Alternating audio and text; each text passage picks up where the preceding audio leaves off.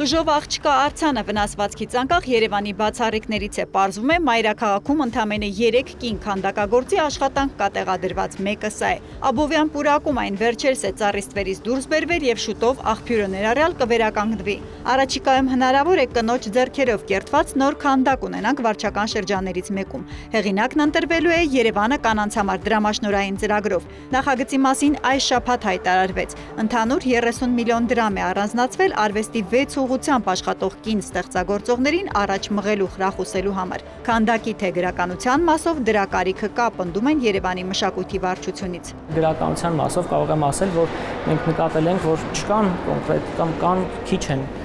հայտնի ականավոր կանանց մասին օրինակ վեպեր, եւ մենք ուզում ենք հենց դրան խրախուսել, որ ինձ շատ հետաքրքիր կլինի վեպ կարդալ Դիանա Աբգարի մասին կամ օրինակ Զաբել Եսայանի կամ թեկուզ Գոհար Վարդանյանի, որ հայ հետախույզ էր, պես առաջարկում ենք մեր կին արձակագիրներին, որ ուսումնասիրեն։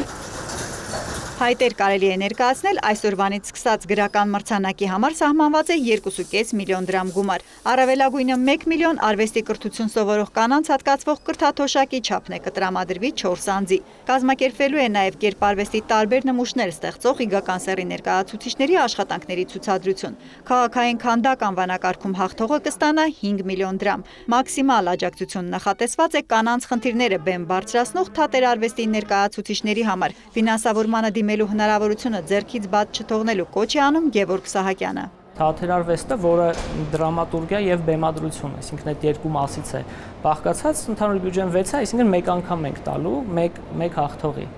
Այդտեղ դրամատուրգիայի գործ պետք է ներկայացնեմ, պիեսը ներկայացվում է հաղթողին, միանվագ 1 միլիոն դրամ ենք հատկացնում եւ հետագայում 5 միլիոն դրամ արդեն բեմադրությունը իրականացնելու նպատակով։ Դրամաշնորհ ստանալ ցանկացող կին արվեստագետները հայտերը պետք է հասցնեն ներկայացնել մինչև հոկտեմբերի վերջ, նոյեմբերի կեսերը։ Բոլոր անվանակարգերն ամփոփվելու են այս տարի։ Ինչու հանկարծ շոկ ամռանը որոշեցին շահել կանանց սիրտը հարցին քաղաքապետարանում պատասխանում են։ Միայն մարտի 8-ի կամ